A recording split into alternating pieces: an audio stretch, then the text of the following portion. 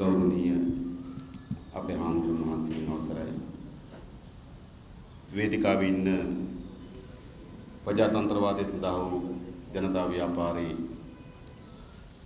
සමකඳවුම් කරු හැටියට කටයුතු කරන සුනිල් වටගල සහෝදරයගෙනු ඒ වගේම මෙම අවස්ථාවට සහභාගී වෙලා සිටින ආචාර්ය ගාමිණී වියන්ගොඩ මැතිතුමාගෙනු ආචාර්ය අනුර කරුණාතිලක මැතිතුමාගෙනු සීනාත් පෙරේරා මැතිතුමාගෙනු ඒ වගේම මෙම අවස්ථාවට සහභාගී වෙලා ඉන්න ආදරණීය අම්මලා තාත්තලා සහෝදරවරු සහෝදරියන් ඇතුළු සියලු දෙනාගෙන් අවසරයි. පළමු කොටව ප්‍රජාතන්ත්‍රවාදයේ සඳහා වූ ජනතා ව්‍යාපාරය මෙවැනි සම්මන්ත්‍රණ සූදානම් කරලා අපට ආරාධනා කිරීම පිළිබඳව බෙහෙවින් ස්තුතිවන්ත වෙනවා. විටින් විට අපේ පක්ෂ පිළිබඳවත් පක්ෂයම් අදහස් පිළිබඳවත් යම් යම් කරුණු ඉදිරිපත් වුණා. මම උත්සාහ කරනවා මගේ කතාවේ එක් අවස්ථාවලදී ඒ පිළිබඳ යම් සම්බන්ධයක් සහිතව අපේ පැත්තෙන් පක්ෂ පැත්තෙන් පිළිතුරු ලබා දෙන්න.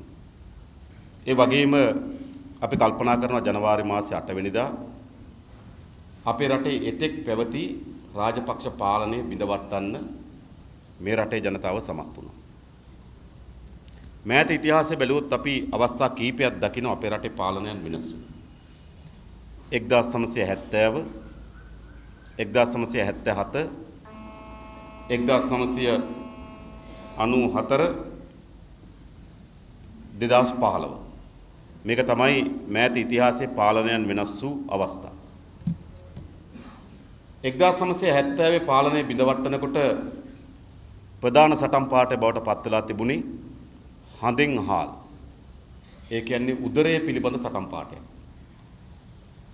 1977 ආණ්ඩුව වට්ටනකොට ප්‍රධාන සටන් පාඨය බවට පත් වෙලා තිබුණේ ධාන්‍ය රාත්තල් 8ක්. ඒත් උදරය පිළිබඳව සාකච්ඡාවක්.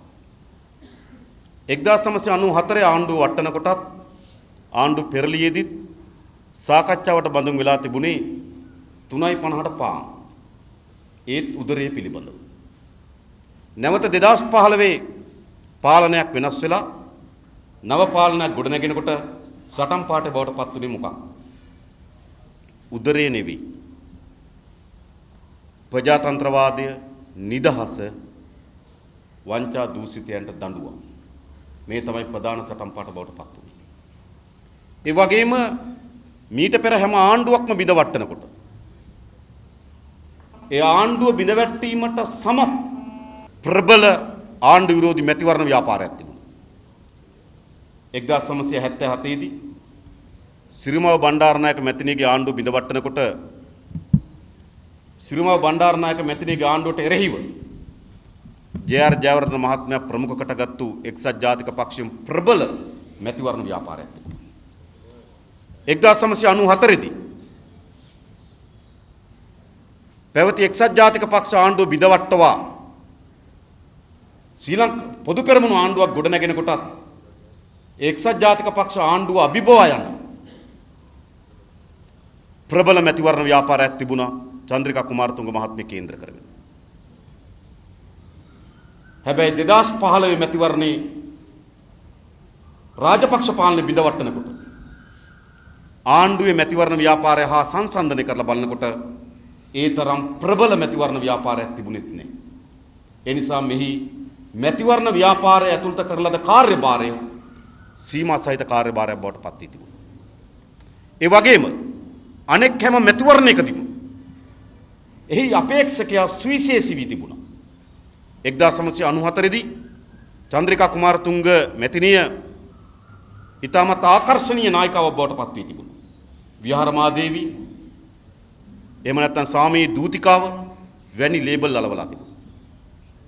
2005 දී රාජපක්ෂ බලය අත්පත් කරගන්නකොට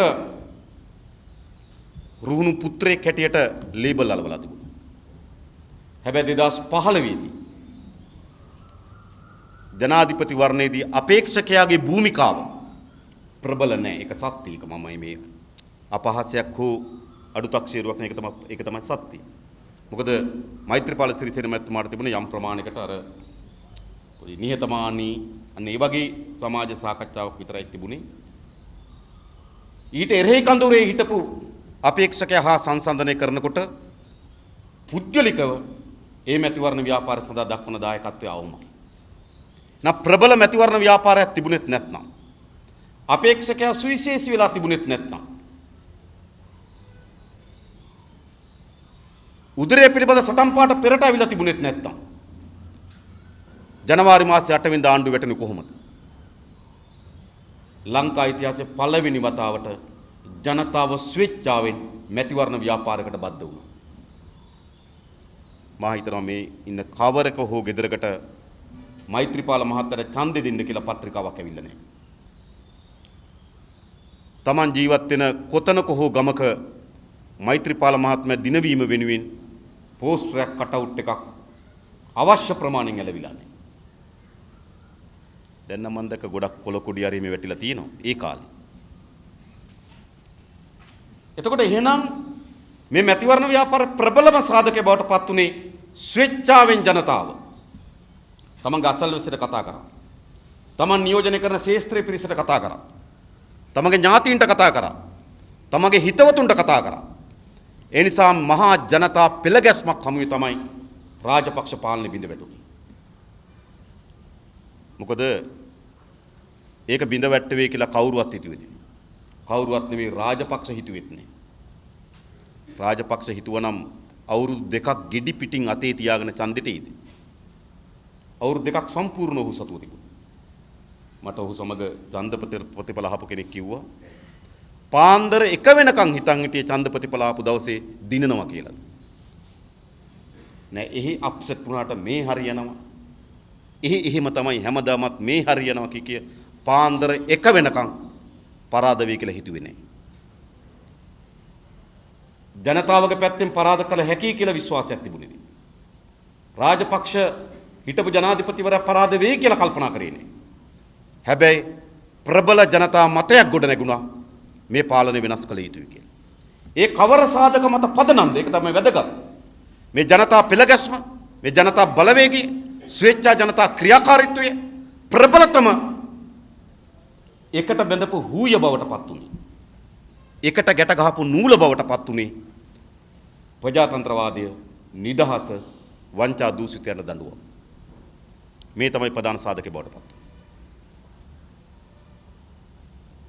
එක එක පරස්පර සාසහිත දේශපාලන ව්‍යාපාර සමහර විට එක වේදිකාවකට, එහෙම නැත්නම් එක අරමුණක් වෙනුවෙන් වේදිකා ගණනාවකට ගොඩනගන්න එකට ගැට ගහපු හූය උනේ ප්‍රජාතන්ත්‍රවාදය, නිදහස, වංචනිකයන්ට දූෂිතයන්ට දඬුවම්. මේ තමයි ඇත්ත. ඒ බිඳ වැටුණාට පස්සේ දැන් මාතෘකා ගණනාවක් සමාජයෙන් මතුවලා තිබෙනවා. 19 වෙනි ආණ්ඩු ක්‍රම ව්‍යවස්ථා සංශෝධනය පාර්ලිමේන්තුවේ ඉදිරිපත් කරලා තිබෙනවා. ජාතික ආණ්ඩුවක් යයි ලේබල් අලවමි. පසු අපේ අදහසක් ගැන කියන්නම්. ආණ්ඩුවක් ගොඩනගලා තිබෙනවා. ඡන්ද ක්‍රමේ වෙනසක් වේගයෙන් සිදුවිය යුතු කියලා සාකච්ඡාවක් ඇවිල්ලා තිබෙනවා. අප්‍රේල් මාසයේ 23ට පාර්ලිමේන්තුව විසිරුව හැරිය යුතුයි කියලා සාකච්ඡාවක් තිබෙනවා. ඒ නිසා නිශ්චිත ලෙසම මේ ආණ්ඩුවත් මේ පාලනයත් සිදුවීමින් තිබෙන සිදුවීම් කේන්ද්‍ර කරගෙන ප්‍රධාන මාතෘකා 4ක් දියත් වෙමින් තිබෙනවා. එකක් 19 වෙනි ආණ්ඩු ක්‍රම ව්‍යවස්ථා සංශෝධනය. 2 ඡන්ද ක්‍රමය. 3 ගොඩනැගී තිබෙන නව පන්නේ ආණ්ඩුව. 4 පාර්ලිමේන්තුව විසිරුව හැරීම.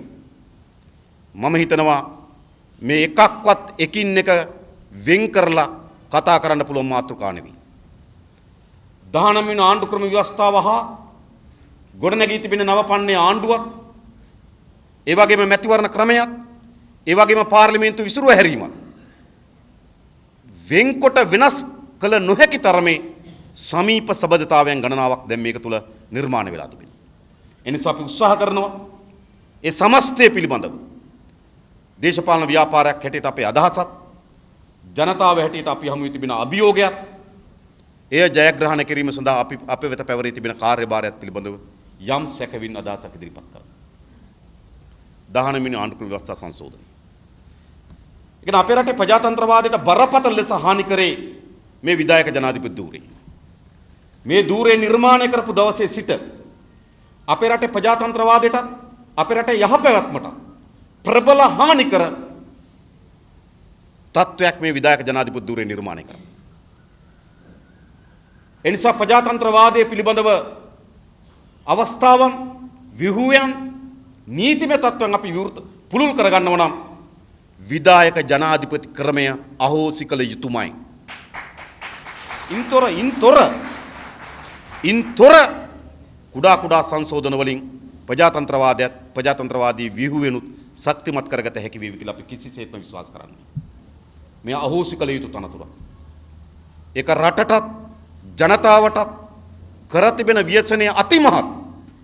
රට ජනතාවට විතරක් නෙවෙයි. ඒකේ වාඩි වෙච්ච අයට කරපු ව්‍යසනයත් අතිමහත්. ප්‍රේමදාස මහත්මයා 1988 විධායක ජනාධිපති පුටුවේ වාඩි වෙනකොට ඔහු පෝස්ටරය ගැහුවේ දුප්පතාගේ හිතවතාගේ.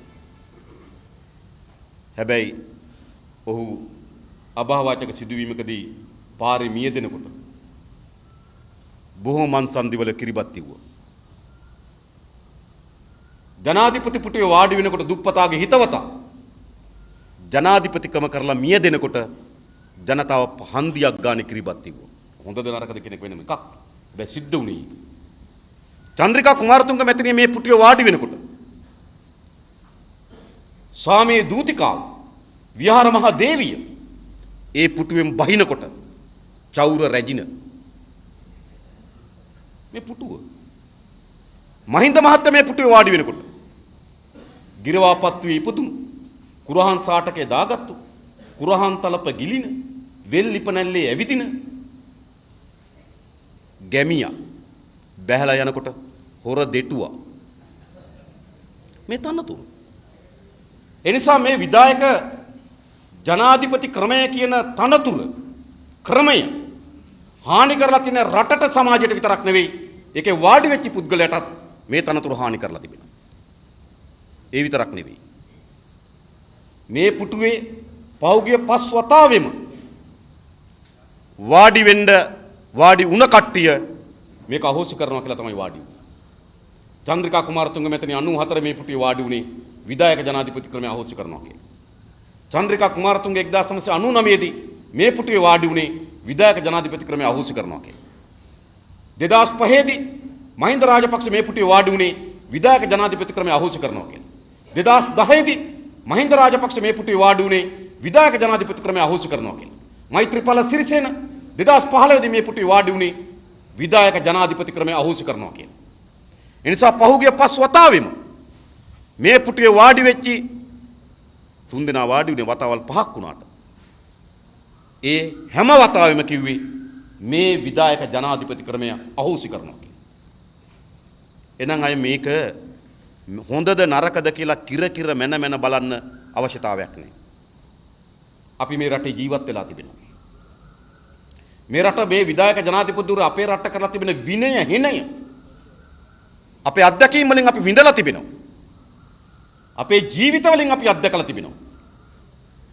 ඒ නිසා තවදුරටත් මේක හොඳද නරකද කපන්න ඕන කොයි තට්ටද ගලවන්න ඕන කොයි දලද ඒව ගැන කිසි සාකච්ඡාවක් තිබිය යුතු නැහැ. දැන් තිබිය යුතු වන්නේ විධායක ජනාධිපති ක්‍රමය මුළුමනින්ම විවස්ථාවෙන් ගලවා ඉවත් කිරීමයි. ඒතර තිබෙන බාධාව මොනවද? පළවෙනි බාධාවක් අපිට තිබෙනවා. මම හිතන මටත් වඩා අපි නීතිඥ මහතුරු දන්නවා. විධායක ජනාධිපති ක්‍රමය මුළුමනින්ම ගලවන්න නම් අනිවාර්යයෙන්ම ජනමත විචාරණය කරා යා යුතු තියෙනවා. එහෙමනම් කොහොමද ජනමත විචාරණයකට නොගිහින් මේකේ ජනමත විචාරණයක් කරා නොයන සියලු වගන්ති ඉවත් කළ යුතුයි මේ මොහොතේදී. අපේ ස්ථාවර මුළුමනින්ම අවශ්‍ය කළ යුතුයි කියලා. නමුත් අපි මේ මොහොතේ ප්‍රායෝගිකත්වයට එනවා නම් ජනමත විචාරණයකට නොගිහින් මේකේ තියෙන විධායක ජනාධිපතිවරයා සතුව තියෙන සියලු දේ අහෝසි කළ යුතු තිබෙනවා. අග්‍රාමාත්‍යවර ප්‍රමුඛ කැබිනට් මණ්ඩලයට ඒ බලතල පැවරිය යුතුයි. හරිම ක්‍රමේ නම් දැන් ඒක දැන් දුර වැඩි ගියා. හරිම ක්‍රමේ නම් කරන්න තිබුණේ. ජේ.ආර්. ජයවර්ධන විධායක ජනාධිපතිවරු නිර්මාණය කරගත්තේ ඡන්දකින් නෙවෙයි විවස්ථාවකින්. තිබුණු විවස්ථාවෙන් අගමැති පුටුවේ වාඩි වෙලා ඒකට සංශෝධනයක් ගෙනල්ලා විධායක ජනාධිපතිවරු හදාගත්තා. එහෙනම් මේ සංශෝධනය නිවැරදි කෙරුණා නම් කෙරෙන්න තිබුණේ තියෙන විවස්ථාවෙන් එදා කරේ අගමැති ධූරයට ජේ.ආර්. ජයවර්ධන පත් වෙලා විවස්ථාවට සංශෝධනයක් ගෙනල්ලා විධායක ජනාධිපති වුණා. එහෙනම් මේක රිවර්ස් එකට ගන්න. විධායක ජනාධිපති පත් වුණා. ඒක අනිත් පැත්තට අරගෙන අගමැතිවරයා පත් වී යුතු ක්‍රමයක් හැදිය යුතු තිබුණා. නමුත් මම හිතන්නේ ඒකට දේශපාලන බලවේගය ඒ තරම් කැමති වෙයි කියලා. මොකද විධායක බලය කෙනෙකුගෙන් අහිමි වුණාට පස්සේ පුටුවේ වාඩි වෙන්න ගොඩක් අය බලන් ඉන්නවා. මේ පුටුවේ වාඩි වෙන කල්පනා කරන්නේ මෙයා ඔතනම තියලා ඒ පුටුව හිස්ව තියාගත්තොත් තමයි වාඩි වෙන්න පුළුවන්. හැබැයි වඩාත්ම සාධාරණ ක්‍රමය තමයි විධායක ජනාධිපතිවරේ නිර්මාණය වුණේ තිබුණු විවස්ථාවට සංශෝධනයක් ගෙනල්ලා නම් ඒ අගමැති බවට පත් වෙලා ඔහු ජනාධිපති වුණා නම් කල යුතුව තිබෙන්නේ පත්වෙච්ච ජනාධිපතිවරයා අගමැති බවට පත් කරන එක. ඉවරයි. හැබැයි ඕකට කැමති වෙන්නේ. ඒ නිසා ඒ වගේ ප්‍රබුද්ධ විවස්ථා සංශෝධනයක් මේ ඉන්න කණ්ඩායම් එක කරන්න පුළුවන් වේවි කියලා අපි විශ්වාස කරන්නේ නැහැ. මොකද එක්සත් ජාතික පක්ෂය සිනත්තර මෙතුමාත් සමා වෙන්න ඕන. එතුමාත් එක්සත් ජාතික පක්ෂයේ පළාත් සභා මන්ත්‍රීවරයා මා දකින කෝණයෙන් මම කියන්නේ. එක්සත් ජාතික පක්ෂය විධායක ජනාධිපති ධූරය අහෝසි කිරීම පිළිබඳව නිශ්චිත තීරණයකට ආවේ Tamante එක ලබා ගන්න බැහැ කියන තර්කානුකූල තත්ත්වයක් නිර්මාණය වුණාට පසුව විතරයි. මට මතකයි එක වෙලාවක් කතරගම තිබ්බ 1999 හෝ සමුළුවකදී තමයි ඉස්සරලම් මේක සම්මත කරගත්තේ. පස්සේ නැවතේ ඒ කතරගම සමුළුවේ යෝජනාවත් නැවත වෙනස් කරා. එහෙනම් ඔවුන් කල්පනා කරනවා එක උන්ගේ දේශපාලන පක්ෂයක් ඔවුන් බලය ලබා ගැනීම අරමුණෙන් කටයුතු කරන එක පිළිබඳ අපිට බරපතල විවේචනයක් නැහැ. නමුත් ඕනෑම දේශපාලන ව්‍යාපාරයක් බලය ලබා ගන්න කටයුතු කරනවා. ඒ නිසා ඔවුන් කල්පනා කරනවා පත්වෙච්ච ජනාධිපතිවරයා ඔහුගේ බලතල කැබිනට් මණ්ඩලයට සහ අගමැති ධූරයට ලබා ගනිමින් අගමැති පුටුව හිස් කරගත්තොත් තමයි ඔවුන්ට ඒකේ වාඩි වෙන්න පුළුවන්. ඉතින් එවැනි තත්වයක් ඇතුලේ තමයි අපි ප්‍රබුද්ධ විවස්ථා සංශෝධනය පිළිබඳ කතා කරන්න වෙලා තිබෙන්නේ. ඒ නිසා අපි ඒ සාකච්ඡාවත් අපේ පැත්තෙන් අපි අත්හැරියා. වඩාත් යෝග්‍ය සාකච්ඡාව ඒක. ඉන්න ජනාධිපති අගමැති ධූරයෙන් ජනාධිපති හදාගත්තා නම් ජනාධිපති ආපහු රිවර්ස් එකට ගමු අගමැති හැටියට ඉවරයි. ඕකනේ තියෙන්නේ. හැබැයි මම හිතන්නේ නෑ මේ ඇති වී තිබෙන දේශපාලන සාකච්ඡාව ඇතුලේ එහෙම කරගත්තොත් පාර්ලිමේන්තුවේ 3-4ක් ඡන්ද දී යෝගද. ඒ නිසා ඒකෙන් කරගන්න බෑනේ. එහෙනම් දැන් මේකේ කරන්න ඕන කොහොමද? දැන් අපි පිළිගත යුතු තිබෙනවා මෛත්‍රීපාල සිරිසේන මහත්මයාට ජනවරමක් තිබෙනවා. ජනවාරි මාසේ 8 වෙනිදා ඔහුට ජනවරමක් ලබා දීලා තිබෙනවා. හැබැයි මේ ජනවරම ලබා ගැනීමේදීත් ඔහු කියලා තිබෙනවා විධායක ජනාධිපතිවරු අහෝසි කරනවා කියන. ඔහුට ජනවරමක් තිබෙනවා වගේම ඒ ජනවරම තුලක් තිබෙනවා ඔහු ජනවරම ලබා ගැනීමේදී ඔහු කියලා තිබෙනවා විධායක ජනාධිපතිවරු අහෝසි කළ යුතුයි කියලා. ඔහුට ජනවරමක් තිබෙනවා ජනවරමේ සංයුතිය තිබෙනවා විධායක ජනාධිපතිවරු අහෝසි කරනවා කියන එකඟතාවය. එහෙනම් මේක ආරක්ෂා වෙන පරිදි සංශෝධනය කළ හැකි කෙසේද? අපි මේ ව්‍යවස්ථාව ওই සංශෝධනයට අපි සම්බන්ධ වුණා. ඒක දීර්ඝ සාකච්ඡා ගන්නවකට අපි සහභාගී වුණා. නමුත් ගැසට් කරලා එළියට එනකන් අවසන් ලේඛනයක් අපේ කාගවත් අතට හම්බුනේ නැහැ. මොකද ඒම හම්බු වීමේ කාර්යක්ෂම ක්‍රියාවලියක් ඒ සාකච්ඡාවේ තිබුණෙත් නැහැ. අද මොනවා හරි ගන්නවා, හෙට ඒක ගිහිල්ලා ලියනවා, ආයෙ සතියකින් පස්සේ එනවා, ආයෙ ලියපු එක ගැන කියනවා. එහෙම තමයි සංශෝධනය වුණේ. අවසානට ගැසට් කරනකම් අවසන් පිටපතක් අපි කාටවත් අතට හම්බුනේ නැහැ. ඒ නිසා සමහර කරුණු සංකල්ප හැටියට සාකච්ඡා වුණේ ඒවා. නමුත් ඒවා නීතිගත වෙනකොට තමයි ඔබතුමා කියපු අඩුපාඩුකම් පේන්න තිබෙන්නේ. සංකල්ප හැටියට ගත්තොත් මම උදාහරණයක් හැටියට ගත්තොත් සංකල්පයක් හැටියට අපි ගත්තේ මැතිවරණ කාලයේදී ඒ පෞද්ගලික හා රාජ්‍ය මාධ්‍ය මෙහෙවීම සඳහා මැතිවරණ කොමිසම සභාවට යම් බලයක් ලබා දිය යුතුයි කියන එක තමයි සංකල්පය. ඒක නීතියක් බවට පත් වෙලා තිබෙනවා. නීතියක් බවට පත් වෙනකොට ඒකට එනවා කවර හෝ මාධ්‍ය ආයතනයක් මැතිවරණ කොමිසම වෙත දන්වා සිටිනවා නම් තමන් සහාය දෙන්නේ මේ පක්ෂයට කියලා. එතකොට ඔවුන්ට අර නිර්ණායක බලපාන්නේ නැහැ කියලා. ඒක දැන් සංකල්පය ඒක තිබුණේ පනත ඒක තියෙනවා. ඉතින් ඕක කාගේ යෝජනාවක්ද කියලා මගෙන් රහසින් ඇහුවා. මං එළියෙන් කියන්න. සංඥාවක් දෙන්න. සාමාන්‍යයෙන් අපේ රටේ ඇමරිකන් එක්සත් ජනපදයේ ඕක තමයි ක්‍රමය. ඇමරිකන් එක්සත් ජනපදයේ මාධ්‍ය ආයතන විසින් ඔවුන් ප්‍රසිද්ධියේ පෙනී සිටිනවා අපි සහාය දෙන්නේ මේ අපේක්ෂකයට කියලා. ඒතර ඔවුන් මාධ්‍ය ආයතන, ඒතර මේ මාධ්‍ය ආයතන නරඹන, ඒ මාධ්‍ය ආයතන ප්‍රවෘත්ති දකින, ඒ හැමදෙනාම දන්නවා මේ මාධ්‍ය ආයතන නම් අහවල් අපේක්ෂකය වෙනුවෙන් පෙනී සිටින මාධ්‍ය ආයතනයක් කියන්නේ. එතකොට ඒක ඇමරිකානු සිතුවිල්ල. ඒ සමාජයයි අපේ සමාජයයි හාත්පසම වෙනස්. හැබැයි සමාජය හාත්පසම වෙනස් වුණාට මේ සමාජයේ තිබෙන ගුණාංග සංස්කෘතිය ඒකේ තිබෙන මානව සබඳතාවයන්ගේ ස්වභාවයන් පිළිබඳව අවබෝධයක් නොමැතිව ඇමරිකාවේ චින්තනයෙන් කටයුතු කරන කෙනාගේ තමයි ওই යෝජනාව. කවුද කියලා දන්නවද? ඔව්. ඒක තමයි යෝජනාව. ඉතින් ඒක හරි පැහැදිලි. හරිද? ඉතින් මම කියන්නේ ඉතින් ඒ නිසා මේ විවස්ථාවේ ඒ කියන්නේ අවසානයේ දක්වාම කිසියෙකුටවත් ගැසට් කරලා තියෙන තෙක් සාකච්ඡාවට සහභාගී වූ කිසියෙකුටවත් අවසන් ලියවිල්ලක් අතට හම්බුනේ නැහැ. අපේ ස්ථාවර හරි පැහැදිලිව අපි කිව්වා. විධායක ජනාධිපති ධූරයේ මුළුමනින්ම අහෝසි විය යුතුයි. එහෙත් වර්තමාන ජනාධිපතිවරයා වන මෛත්‍රීපාල සිරිසේන මහත්මයාට පමණක් සීමා වෙන පරිදි ඔහුගේ ධූර කාලයට පමණක් සීමා වෙන පරිදි යම් බලතල පැවරිය යුතුයි. එච්චරයි. ඔහුගේ ධූර කාලෙන් පසුව විධායක ජනාධිපති ක්‍රමයේ මුළුමනින්ම අහෝසි. දැන් තෝරාගත්තු ජනාධිපතිවරයෙක් ඉන්නවා. ජනවරමකින් තෝරාගත්තු ජනාධිපතිවරයෙක් ඉන්නවා. ඔහු ජනාධිපතිවරණයේදී විධායක බලතල අහෝසි කරනවා කියලා කියපේක ඇත්ත. නමුත් විවස්ථාවේ සඳහන් වෙන්නේ නැහැ ඔහු කිව්වේ මොකද්ද කියලා. විවස්ථාවේ සඳහන් වෙන්නේ ජනාධිපතිවරයාගේ බලතල. විවස්ථාවේ කොතනවත් නැහැ ඔහු මෙහෙම කිව්වොත් මෙහෙම පුළුවන්. මෙහෙම කිව්වොත් මෙහෙම පුළුවන් කියලා නැහැ. විවස්ථාවේ ජනාධිපතිවරයෙක් ඉන්නවා. හැබැයි ਉਹ ඡන්දෙට කියපු කතාවක් කියනවා. ඡන්දෙට කියපු කතාව විවස්ථාවට වළංගු වෙන්නේ නැහැ. ඒ නිසා සංශෝධනිතා හොඳින් ජනමත විචාරණ කරන නොගිහින් විධායක ජනාධිපති ධූරය අහෝසි කර ගැනීම සඳහා තිබුණු හොඳම මාවත තමයි විධායක ජනාධිපති ධූරය මුළුමනින් අහෝසි කිරීමත් මෛත්‍රීපාල සිරිසේන මහත්මයාගේ ධූර කාලයට පමණක් බලපාන පරිදි යම් අන්තර්කාලීන බලතල පැවරීමක්. ඕක තමයි අපේ සංකල්පය. ඕක අපි සාකච්ඡා කරා. නමුත් හා කිව්වා. හදලා බලනකොට අවශ්‍ය ප්‍රමාණයෙන් ඒ ගුණාංග සඳහන් වෙලා නැහැ. දැන් අමාත්‍ය ධූර ගැන. දැන් ඒක හොඳයි. එක පැත්තකින් මේ අමාත්‍ය ධූර දැන් අපේ පළාත් සභාවල අපිට ප්‍රශ්නයක් මතුවලා නැත්තේ මහා ඇමතිවරයයි අමාත්‍ය ධූර 4යි කියන එක 13 වෙනි ආණ්ඩුක්‍රම ව්‍යවස්ථාවේ මොන දුබලතා තිබුණත් ඒ වැදගත් සංශෝධන තිබුණා. මහා ඇමතිවරයා සහ තව ඇමතිවරු 4යි. ඒ නිසා සෑම පළාත් සභාවකම මහා ඇමතිවරයායි තව පළාත් ඇමතිවරු 4 දෙනයි තේරුනේ. තේරුකෙන් තෝර මේ තනතුරු දුන්නේ. මොකද බෙදුවේ නැහැ. බෙදන්න බැරි එක ව්‍යවස්ථාවේ තිබෙනවා.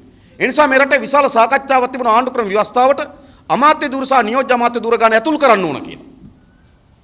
ඉතින් අපේ යෝජනාව උනේ අමාත්‍ය ධූර 30යි නියෝජ්‍ය අමාත්‍ය ධූර 30යි. හැබැයි ඔවුන් කිව්වා ඇමති ධූර 30යි නියෝජ්‍ය ඇමති රාජ්‍ය ඇමති ධූර එකතු කරපුවම 40යි කියලා. අපි ඒකට කිසිසේත්ම එකඟ නැහැ. විශේෂයෙන්ම මේ රාජ්‍ය අමාත්‍ය ධූර කියලා වර්ගයක් හදන එක අද මර්බුදිපත් වෙලා තිබෙනවා. උසස් අධ්‍යාපන ඇමති කබීර් රසීම් දැන් ඒක වෙනස් වුණා වගේ නේ. උසස් අධ්‍යාපන ඇමති කබීර් රසීම් රාජ්‍ය ඇමති අපේ රජීව් විජේසිංහ. ඒතෝ රජීව් විජේසිංහ කියනවා මට එයා යටතේ වැඩ කරන්න බෑ කියලා ඉල්ලස් වෙනවා. සිවිල් ගුවන් සේවා රාජ්‍ය ඇමති මුස්තාපා සිවිල් ගුවන් සේවා ඇමති අර්ජුන. හැබැයි සිවිල් ගුවන් සේවා ඇමති රාජ්‍ය ඇමති කිව්වා මට මේක කරන්න බෑ කියලා අයින් වෙනවා. එයි අමාත්‍යවරයෙකුට හිටිය යුතු වන්නේ නියෝජ්‍ය අමාත්‍යවරයෙක් විතරයි. අමාත්‍යවරයා නැති වෙනකොට වැඩ බලන්න පුළුවන්. එහෙම නැත්නම් අමාත්‍යවරයාගේ අවබෝධයෙන් විෂයන් බෙදාගෙන වැඩ කරන්න පුළුවන්. ඔච්චරයි තියෙන්න පුළුවන්. හැබැයි මේ රාජ්‍ය අමාත්‍යවරු කියලා කණ්ඩායමක් පත් කරන්නේ මේක මේ පත් කරපු එක ප්‍රශ්නේදීත් මම ඒ කියන්නේ අපේ පක්ෂයෙන් රනිල් වික්‍රමසිංහ මහත්තයාට හරියට කිව්වා. මේ සැරේ රාජ්‍ය අමාත්‍ය ධූර කියලා එකක් හැදුවේ රුවන් විජේවර්ධන නියෝජ්‍ය අමාත්‍යකමක් දෙන්න බෑ. රුවන් විජේවර්ධනට ඇමතිකමක් දෙන්නත් බෑ. මොකද ඔහු පාර්ලිමේන්තුවට ආපු කනිෂ්ඨී. ඇමතිකමක් දෙනවා නම් ඔක්කොටම ඇමතිකම් දෙන්න ඕන. නියෝජ්‍ය ඇමතිකමක් දුන්නොත් ඔහු තුන්වෙනි තට්ටුවට වැටෙනවා. ඒ කියන්නේ යට අඩියට වැටෙනවා. ඒ නිසා ඔහු නියෝජ්‍ය අමාත්‍ය ධූරයෙන් උඩින් තියන්න තමයි රාජ්‍ය ආරක්ෂක රාජ්‍ය කියලා අමාත්‍ය ධූරයක් නිර්මාණය කරේ. මේකයි ඇත්ත. එනිසා මේ රාජ්‍ය අමාත්‍ය ධූර ප්‍රෝඩාවක් මේ ව්‍යවස්ථාවේ සඳහන් විය යුතු නැහැ. ඒ වගේම තියෙනවා එළඹෙන ආණ්ඩුව ජාතික ආණ්ඩුවක් නම්. ඒ කියන්නේ ඊළඟ ඒ කියන්නේ මේ ව්‍යවස්ථා සංශෝධනය සම්මත කොට ඉක්බිතිව පාර්ලිමේන්තුවේ මැතිවරණයෙන් තෝරාපත් වෙන පක්ෂ මන්ත්‍රීවරු පළවෙනියට මන්ත්‍රීවරු ගත්ත පක්ෂය හා දෙවනියට වැඩිපුර මන්ත්‍රීවරු ගත්තු පක්ෂ දෙක එකතු වුණාම මේක ජාතික ආණ්ඩුවක්ලු. ඒ ජාතික ආණ්ඩුවකදී ඇමතිවරු 45යි රාජ්‍ය නියෝජ්‍ය ඇමතිවරු 55යි. එහෙම හදනවද ව්‍යවස්ථා? මම අහන්නේ එහෙම හදනවද ව්‍යවස්ථා? මේ ඊළඟ ඡන්දයේදී පත් වෙන ආණ්ඩුවේදී එහෙම ව්‍යවස්ථා හදන එකම වැරදි. හැබැයි මොකද්ද තියෙන්නේ?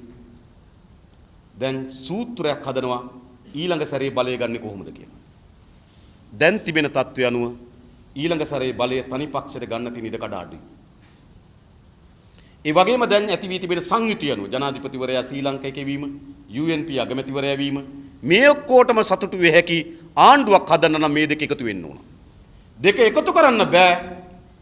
අමාත්‍ය ධූර 30 සහ රාජ්‍ය නියෝජ්‍ය ගාන 40 තියාගෙන. එහෙම එකතු කරන්න බෑ මේ කට්ටිය. එහෙනම් මේ කට්ටිය එකතු කරන්න නම් අමාත්‍ය ධූර 45 දක්වා වැඩි වෙන්න ඕන. රාජ්‍ය නියෝජ්‍ය අමාත්‍යවරු 55 දක්වා වැඩි කරලා 100ක් කරන්න ඕන. එතකොට ව්‍යවස්ථාව හදන්නේ මොකටද? මේ ඊළඟ ආණ්ඩුවේ තමන්ගේ බලය හදාගන්නේ කොහොමද කියලා රටේ ව්‍යවස්ථාවක් හදනවා. ඒවා අතිශය විකාර රූපී අදහස් අපේ රටේ පහළ වෙලා. ඊළඟ ආණ්ඩුවේදී ඇමති ධූර මෙච්චරයි නියෝජ්‍ය අමාත්‍ය ධූර මෙච්චරයි කියලා. එහෙම ව්‍යවස්ථා හදන්න ඕනද? ඊළඟ අනුර කරුණාතිලක මහත්මයා කිව්ව එක වැදගත් සාධකයක්. ඒකට මේ අමාත්‍යංශ ඕන විදිහට කඩනව වෙනුවට ව්‍යවස්ථාවට දාන්න බැරිද කියලා. ඇත්තටම අපි යෝජනාවක් අපි ඉදිරිපත් කරා. මේ අමාත්‍ය ධූර අපි ව්‍යවස්ථාවට දාමු කියලා. එතකොට ඒගොල්ලන්ගේ කණ්ඩායමෙන් ඉදිරිපත් වුණා. තවත් රටක් උදාහරණයකට අරන් ඒගොල්ලෝ කිව්වා වඩාත් යෝග්‍ය එක පනතකින් පාර්ලිමේන්තුවේ සම්මත කරන එක කියලා. ඒ නිසා අමාත්‍ය ධූර බෙදලා කවදායිද දන්නේ නැහැ. පනතකින් පාර්ලිමේන්තුවේ සම්මත වෙන්න ඉඩ තිබෙනවා. කොහොම වුණත් දැන් මේ තියෙන බාධා මොනවා වුණත් දැන්ට ගැසට් කරලා තිබෙන එකේ විධායක ජනාධිපති ධූර ක්‍රමය එසේම පවතිනවා. දැන් මේ අපි අතේ අත්වල තියෙන කාගෙත් තියෙන එකේ එක තියෙන්නේ. දැන් ඕක තමයි තියෙන්නේ. හැබැයි පක්ෂ නායකයෝ අපි එකතු වෙලා හදපු එකේ ඕක නෙවෙයි. මේක නෙවෙයි හැදුවේ. හැබැයි යන ක්‍රියාවලිය මේක කැබිනට් මණ්ඩලයෙන් සම්මත වෙන්න ඕන. හදපු එක කැබිනට් මණ්ඩලයට ගියා. කැබිනට් මණ්ඩලයෙන් ප්‍රධාන සංශෝධන දෙකක් කරා. එකක් තමයි ආණ්ඩුවේ නායකයා අග්‍රාමාත්‍යවරයා කියන එකට ආණ්ඩුවේ නායකයා ජනාධිපතිවරයා කියලා දැම්මා. ජනාධිපතිවරයා අග්‍රාමාත්‍යවරයාගේ උපදෙස් අනුව කටයුතු කළ යුතුයි කියන එක ඉවත් කරා. ඒ බල දැන් මේකේ තිබෙනවා තානාපතිවරු පත් කිරීම ජනාධිපතිවරයාගේ බලය. ලේකම්වරු පත් කිරීම ජනාධිපතිවරයාගේ බලය. ඒක ගන්න බෑ ජනමත විචාරණයකට යන්නේ නැතුව. හැබැයි ඒක ගත්තු ක්‍රමය තමයි හැබැයි ජනාධිපතිවරයා ක්‍රියාත්මක කළ යුතු වන්නේ අගමැතිවරයාගේ සහ කැබිනට් මණ්ඩලයේ උපදෙස් මත. ඔහුට බලය දීලා නැවත ඒක අගමැතිවරයා සහ කැබිනට් මණ්ඩලය වෙත ගත්තා. ඕක තමයි උපක්‍රමය. නැත්නම් ඔහුගෙන් ඒක ගලවන්න බෑ. ඇමතිවරු ලේකම්වරු පත් කිරීම, අමාත්‍යවරු පත් කිරීම, තානාපතිවරු පත් කිරීම ඔහුගෙන් ගලවන්න බෑ. බලය ඔහුට දීලා ගලවපු ක්‍රමය තමයි ඒක ක්‍රියාත්මක වෙන්න ඕනකම තිබෙන්නේ අග්‍රාමාත්‍යවරයාගේ සහ කැබිනට් මණ්ඩලයේ උපදෙස් මත. නැත්නම් ජනමත විචාරකට යන්න ඕන. දැන් මේ මූලික දෙකම අයින් කරපුවාම අරවයි හිමමයි. ඕකයි සිද්ධ වුනේ. මේක සිද්ධ වුනේ කැබිනට් මණ්ඩලයේදී. කැබිනට් මණ්ඩලයේදී එක් පුද්ගලයෙකුගේ හඬට යට වෙලා අපි හිතනවා හඬ ජාකොබ්ගේ වුණාට අත ඊසොප්ගේ කියලා. අපිට තේරෙනවා ඒක. නැත්තම් මිස් පදනමක් නැති පක්ෂයක් නැති තමන්ගේ පක්ෂෙන් ඉල්ලා මන්ත්‍රී ධූරයක් ලබා ගැනීමට නොහැකි පසුගිය පළාත් සභා මැතිවරණේ තමන් විසින් ඉදිරිපත් කරන අපේක්ෂකයෝ පළාත් සභා මැතිවරණේ බස්නාහිරට විතරයි ඉල්ලන්නේ වෙන කොහෙවත් ඉල්ලන්න කවුරුවත් නැති ඉල්ලපු අයගෙනුත් ගම්පහ කෙනා පෙරදුණු, කළුතර කෙනා පෙරදුණු, කොළඹ කෙනා මනාප 22000ක් ගත්තු. පක්ෂේ ඔච්චර හඬක් තියෙන්නේ කොහොමද? මේ අත ඊසොප්පුයි. ඒකයි අපි බය වෙන්න ඕන. එහෙම නැත්නම් උහුට කොහෙද එහෙම තියෙන බලයක් තියෙන්නේ? එම කිසි බලයක් නැහැ. නමුත් මෙතන පැහැදිලි කුමන්ත්‍රණයක් දියත් වෙමින් තිබෙනවා. ඔහුට ඒ තරම් බලයක් ආරෝපණය කරගන්න. Taman සතු නැති බලයකින් පුම්බන්නේ. Taman සතු නැති බලයකින් කෑ ගහන්නේ. මේක කුමන්ත්‍රණකාරී ක්‍රියාවලියක් නිසා.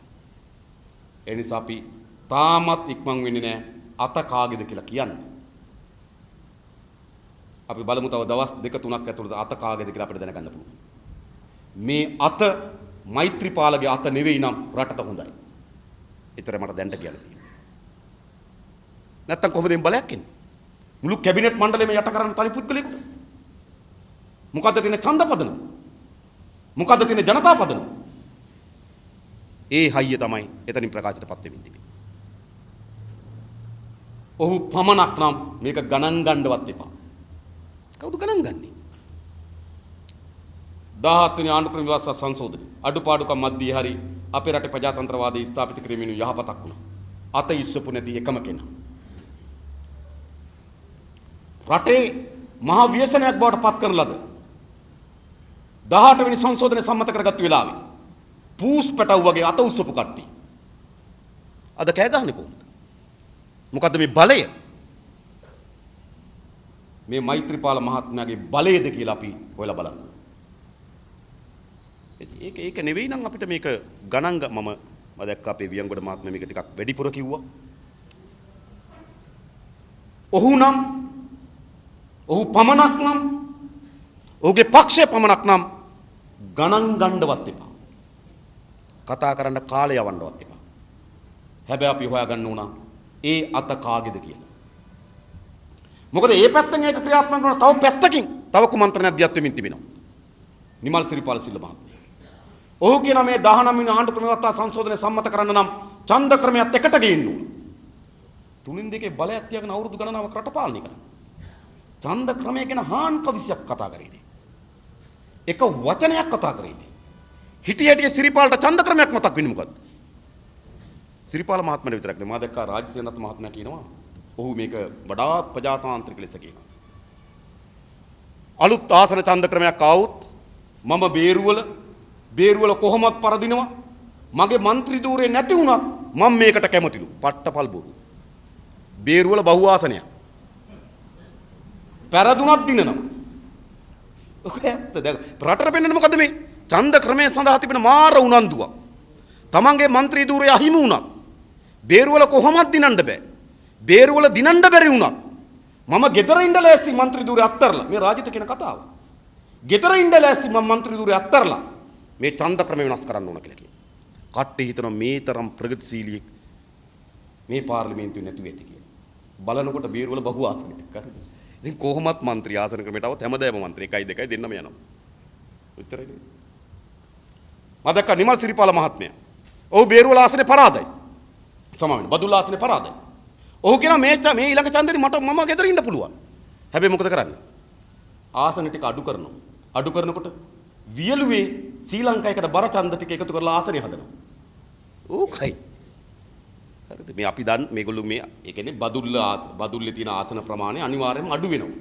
160 ඉඳන් දැන්ට යෝජනාවත් 140ට 140ට ගියපුවම බහුව ආසන 10ක්වත් આવොත් 130ටවත් බහිනවා. ඒතර 130ට බහිනකොට ආසන අඩු වෙනවා. ඒතර බදුල්ල ආසනේ මොකද කරන්නේ සිරිපාල? ශ්‍රී ලංකාවයකට බලයේ තියෙන ගම් ටිකක් එකතු කරලා බදුල්ල ආසනේ හදාගන්නවා. ඔච්චරයි. ඒ නිසා මේ තියෙන්නේ ඇත්ත උවමනාව නෙවෙයි. මේ ඡන්ද ක්‍රමයයි 19 වෙනි ආණ්ඩුක්‍රම ව්‍යවස්ථාව එකට ගැට ගහන්න හදනවා. අවුරුදු 11ක් දිනේෂ් ගුණවර්ධන මැතිතුමාගේ පාර්ලිමේන්තු තීරින්කාරක සභාව තිබුණා. ඒ පාර්ලිමේන්තු තීරින්කාරක සභාව අවුරුදු 11ක් සාකච්ඡා කරලා එකඟතාවයකට එන්න බැරි වුණා. අවුරුදු 11ක් සාකච්ඡා කරලත් එකඟතාවයකට එන්න බැරි වෙච්ච එක මේ දින කිහිපය ඇතුළත කොහොමද එකඟතාවයට එන්නේ? ඒක පළවෙනි ප්‍රශ්නේ. දෙවෙනි ප්‍රශ්නේ මේකට ගෙන පදනම් දෙකක් තියෙනවා. එකක් මේ මනාප ක්‍රමය අයින් වෙන්න ඕන. දෙක ආසනයට മന്ത്രിවරයෙක් ඕන. ඕකනේ තර්ක දෙක කියන්නේ. ආසනයට മന്ത്രിවරයෙක් ඉඳීම හොඳද නරකද? දැන් ආසන වලට മന്ത്രിවරු ඉන්නවා. ඒ മന്ത്രി කුඩු ව්‍යාපාරිකයෙක් වුණාම මුළු ආසනෙම කුඩු වෙලා. නම කිව්වම දන්නවා ආසනෙ මොකද්ද කියලා. නේද? ඒතර කැලණියට හිටියා മന്ത്രിවරයෙක් මර්වින් සිල්වා මහත්තයා. කැලණියේ ප්‍රාදේශ සභාවේ മന്ത്രിවරයාගේ ඉඳන් මර්වින් සිල්වා මහත්තයා දැක්ක කප්පම් ගත්ත බව සභාපති කියනවා. මර්වින් ගත්තා කියලා මර්වින් කියන සභාපති ගත්තා කියලා. දෙන්න රණ්ඩු වුණාට පස්සේ. ඉතින් മന്ത്രിවරයෙක් ඉඳලා මොකද උනේ කැලණියට? කප්පම් පුරයක් වුණා. නැති තැන් වල ඊට වඩා හොඳයි. කල්පනා කරන්න. ඒක කමක් නෑ ආසනෙට ඕන නම් අපි ඒක හිතමු. මම මේ කියන්නේ මේ ආසනෙට മന്ത്രിවරයෙක් ඉන්න ඕනයි කියන තරකේ ඒ තරම්ම පදනම් තරකයක් නෙවෙයි. හිතපු තැන් වල. දැන් තනමල්විල පැත්තේ ආසනෙට മന്ത്രിවරයෙක් ඉන්නවා. හැබැයි മന്ത്രിවරගෙන් හරක් ටික පරිස්සම් කරගන්න බෑ. මම නෙවෙයි කිව්වේ. ඕමල්පේ සෝබිත හාමුදුරු කිව්වා හරක් කරකම් කරනවා කියලා. තනමල්විල පැත්තේ ආසනෙට മന്ത്രിවරයෙක් ඉන්නවා. පොලිසිය හැමදාම ගංජා හේන් මටලන්න යන්න වෙලා තියෙනවා. ඇයි ආසනේ മന്ത്രിවරයෙක්. ඒ නිසා මේ ආසනේට മന്ത്രിවරයෙක් ඉන්නවා කියන එක ඒ තරම්ම අර නිකන් ජනප්‍රිය කතාවක් වුණාට හොඳම තර්කයක් නෙවෙයි. ඒත් අපි පිළිගනිමු ආසනේට മന്ത്രിවරයෙක් වුණා. එක. ඊළඟ මේ මනාපචන්ද ක්‍රමයේ අප්සෙට්. මැතිවර කොමසාරිස්තුමා ආව සාකච්ඡාවට මැතිවර කොමසාරිස්තුමා කිව්වා ලංකාවේ ජනතාවගේ මතය සාධාරණ පිළිඹුවෙන මැතිවරණ ක්‍රමය තමයි සමානුපාතික ඡන්ද ක්‍රමය කියන්නේ. මේ තියෙන ඡන්ද ක්‍රමය තමයි සාධාරණ ඡන්ද ක්‍රමය. ජනතාවගේ මතය සාධාරණ ලෙස පිළිඹුවයි. හැබැයි ගැටලුව තියෙනකොට මේ පටල ගන්න එපා. සමානුපාතික ඡන්ද ක්‍රමය මොකද සමානුපාතික ඡන්ද ක්‍රමය ආරම්භ කරපු දවසේ මනාප ඡන්ද තිබෙන්නේ නැහැ. 1981 සංවර සභා මැතිවරණ තිබේ සමානුපාතික ඡන්ද ක්‍රමයට. මනාප ඡන්ද ක්‍රමයක් තිබෙන්නේ නැහැ. සමානුපාතික ඡන්ද ඉල්ලුවා. පක්ෂ වලින් ලැයිස්තුවක් දැම්මා. අනුපාතයට බැලුවා ඒ දිස්ත්‍රික්කේ മന്ത്രി දුර කීයක් ආවද කියලා. ඒකට ආව മന്ത്രി දුර 5ක්. අර ලැයිස්තුවේ උඩ ඉඳන් 5 දෙනා ගත්තා. එතකොට ජේ.ආර් මොහොන දුන්න මාර ප්‍රශ්නයකට. ලැයිස්තුව දැම්මට ආවේ 5යි. 5 ගන්න උඩ ඉඳන් 5 දෙනා යට අය වැඩ කරන්නේ නැහැ. යට අය වැඩ කරන්න නම් දාන්න ඕන කිව්වා පොරේකට. පොරේට දාන්න හැදුවා මනාප ක්‍රමය. ඉතින් සමානුපාතික ඡන්ද ක්‍රමයට පස්සේ තමයි මනාප ඡන්ද ක්‍රමය ඉපදුනේ. සමානුපාතික ඡන්ද ක්‍රමය නෙමෙයි විකෘතිය තිබෙන මනාප ඡන්ද ක්‍රමය. මනාප ඡන්ද ක්‍රමෙත් ගැටලුව තියෙන්නේ කොතනද? පක්ෂ අතර නෙවෙයි. පක්ෂ ගහගන්නේ ප්‍රජාතන්ත්‍රවාදයට අහිත කරම පක්ෂ ගහගන්න එක. එක පක්ෂයකට ඉඩ නොදී තව පක්ෂකේ පක්ෂ යට කරන්නේ. තව පක්ෂයකට ඉඩකඩ ලබා දුන දෙක. ඒක තමයි ප්‍රජාතන්ත්‍රවාදයට අහිත කර. හැබැයි මනාප ඡන්ද ක්‍රමයේ ගැටලුව තියෙන්නේ කොතනද? පක්ෂ අභ්‍යන්තරේ. පක්ෂ අභ්‍යන්තරයේ ප්‍රශ්නේ මොකක්ද? පක්ෂ විනය ප්‍රශ්නය. පක්ෂයට බෑ තමන්ගේ අපේක්ෂකයන් ඔයාගේ ආසනය විතරක් වැඩ කරන්න. ඔයාගේ ආසනය විතරක් වැඩ කරන්න විනය මාලාවක් පනවන්න බෑ. ඒ විනය මාලාවට අනුව තමන්ගේ සමාජිකයන් මේවා ගන්න බෑ. දැන් විනයකට අනුව වැඩ කරන්න බැරි පක්ෂ තඩි බානවා, ගෙදර මුහම්මඩ් තඩි බානවා වගේ ඡන්ද ක්‍රමයට. කමක් නැහැ. හරි. අපි ඒ තරක මම කියන්නේ අපි ඒ තරක පිළිගෙන මෙතෙන්ට යනවා කියන එක නෙවෙයි. නමුත් මේ ඡන්ද ක්‍රමය අවුරුදු 30ක් පැරණි. අලුත් ඡන්ද ක්‍රමයක් ඕන නම් ඒ ගැන හිතා බලමු. ඒකට අපි එකඟයි. දැන් ඒක පාර්ලිමේන්තුවේ සාකච්ඡා වෙමින් තිබෙනවා. අපි අපේ පැත්තේ මිශ්‍ර ඡන්ද ක්‍රමයකට සුදුසු යෝජනාවක් ඉදිරිපත් කරලා තිබෙනවා. ආසන මෙච්චරයි, දිස්ත්‍රික් අනුපාතයක මෙච්චරයි, ජාතික අනුපාතය මෙච්චරයි කියලා අපි ඉදිරිපත් කරලා තිබෙනවා.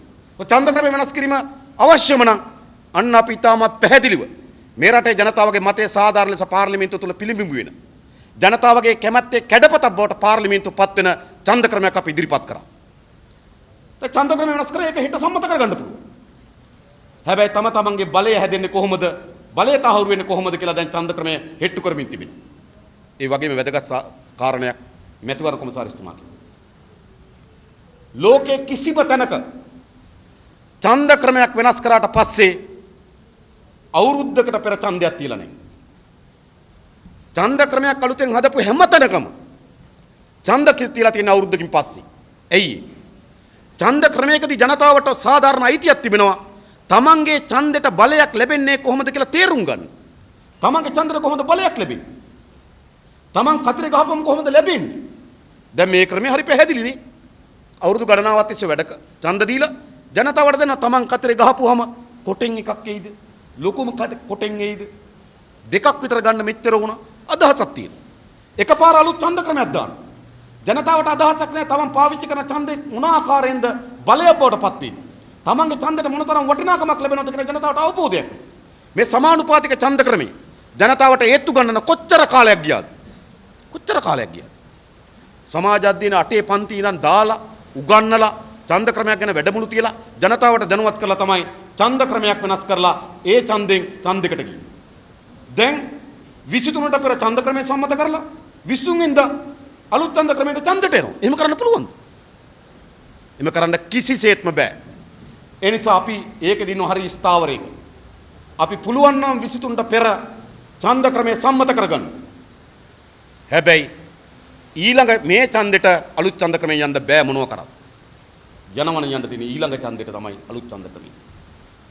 හැබැයි අපිට විධායක ජනාධිපතිවරුත් මුළුමනින්ම මේ සංශෝධනයෙන් අහෝසි වෙන්නේ නැහැ. විධායක ජනාධිපතිවරුත් අහෝසි වෙන අවුරුදු 5කින් මුළුමනින්ම හරියටම සංශෝධනය ආවොත් ඡන්ද ක්‍රමයක් අපි සම්මත කරගනිමු. මේ මහා ඡන්දය ලංකාවේ සමානුපාතික මනාප ක්‍රමයෙන් තියෙන එකම ඡන්දය බවට පත් කරගෙන එතෙන් සිට ඡන්ද අලුත් ක්‍රමයට තියමු. ඒකයි සාධාරණ. නමුත් දැන් මේ හෙට්ටුව ඡන්ද ක්‍රමය ගෙනලා තියෙන මේ වුවමනාවට නෙවෙයි. ඡන්ද ක්‍රමයක් පිළිබඳ ඉතාමත් ජනතාවගේ ප්‍රජාතන්ත්‍රවාදී පැත්තෙන් හොඳ නිර්ණායකයන් සහ ස්ථාවරයක් අපිට තිබෙනවා. හැබැයි මේ අනෙක් හැම කෙනාටම තිබෙනවා. නිමල් සිරිපාල හිටි හැටි නැගිටලා එදා ආණ්ඩු ක්‍රම ව්‍යවස්ථාව 19 වෙනි සංශෝධන ඉදිරිපත් කරා. සාමාන්‍ය පාර්ලිමේන්තුවේ පනතක් ඉදිරිපත් කරාට පස්සේ කිසිදු සාකච්ඡාවක් සිද්ධ වෙන්නේ නැහැ. ඒක තමයි පාර්ලිමේන්තු සම්ප්‍රදාය. අදාළ අමාත්‍යවරයා නැගිටලා පනත ඉදිරිපත් කරනවා. කතානායකතුමා අහනවා කවදද විවාදේ කියලා. ඇමතිවරයා කියනවා හෙට කියලා. හෙට කියන්නේ හෙට වගේ ඔය බාලගිරි වගේ හෙට කියනවා. ඔච්චරයි. හැබැයි පනත ඉදිරිපත් කරන ලංකාවේ පළවෙනි වතාවට පනතක් ඉදිරිපත් වෙච්ච වෙලාවේ විපක්ෂ නායක හැටියට නිමල් සිරිපාල නැගිටලා කිව්වා ඡන්ද ක්‍රමයට එක්ක එකට අපි මේක ගේන්න නැත්තම් විරුද්ධයි කියලා. මොකද්ද මේ කඩිමුඩිය? අඩුමතර මේක පනත පාර්ලිමේන්තුවට ගේනකොට කියන්න ඕන කතාවක්. පාර්ලිමේන්තුව පනත සාකච්ඡා කරන්න ඕන කියන කතාවක්. පළවෙනි වතාවට පාර්ලිමේන්තුව පනත ඉදිරිපත් කරන සිරිපාල කියනවා 19 තාපිය සහය දෙන්නේ ඡන්ද ක්‍රමයට එකට ගෙනාවු. එතන හඬ ජාකොබ්ගේ අත ඊසොප්ගේ මේක ඇත්ත. මේක හංගන්න එපා. මේක හරියට හොයන්න ඕන. ඡන්ද ක්‍රමයක් පිළිබඳ අවුරුදු ගණනාවක් තිස්සේ කතා නොකරපු නිමල් සිරිපාල තමන්ගේ ආණ්ඩුවට 3/2 බලයක් තිබිලා ඡන්ද ක්‍රමයක් පිළිබඳ කිසිදු සඳහනක් නොකරපු කට්ටිය පළාත් පාලන ඡන්ද ක්‍රමය ගේනකොට ඒත් එක්කම පාර්ලිමේන්තු මැතිවරණ ක්‍රමයක් වෙනස් කරන්න ඕන කියලා රටේ සාකච්ඡාවක් තිබ්බා. එතකොට හඬ අරපු නැති එවකට සභානායක නිමල් සිරිපාල අද ඡන්ද ක්‍රමයක් ගැන හෙට්ටු කරන්නේ මොකටද? එය සිරිපාලගේ හඬ නෙවෙයි. ඇත්ත. එය සිරිසේනගේ හඬ.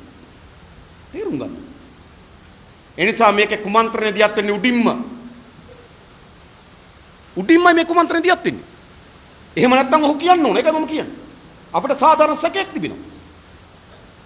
කැබිනට් මණ්ඩලයේ එක කිසිදු ජන පදනමක් නැති, ජන බලයක් නැති, ජන මතයක් නැති පුද්ගලයෙකුට මුළු කැබිනට් මණ්ඩලෙම යට වෙන්නේ කොහොමද?